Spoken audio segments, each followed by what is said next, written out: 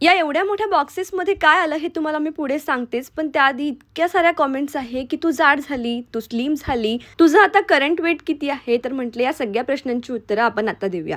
तर ॲक्च्युली माझं 2 kilo weight वाढलेलं आहे. मागे मी डाएट सीरीज सुरू केली होती तेव्हा मी ऑलमोस्ट 3.5 किलो वेट कमी केलं होतं आणि आता परत 2 किलो वाढलेलं आहे हे मला दिसतंय.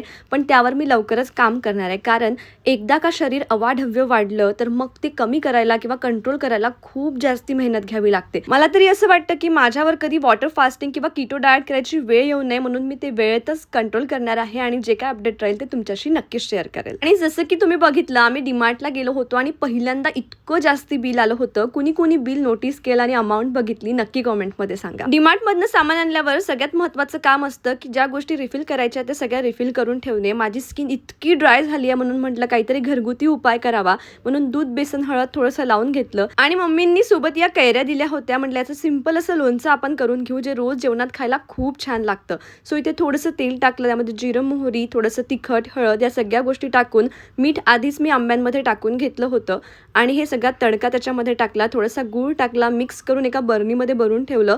तुम्ही सुद्धा आता उन्हाळ्यात हे असं लोणचं ट्राय करा, खूप टेस्टी लागतं. आणि मग संध्याकाळचा चहा घेतला आणि त्या पार्सल्समध्ये काय होतं ना हे तुम्हाला पुढच्या व्लॉग्समध्ये लवकरच कळणार आहे. So stay connected. Bye bye.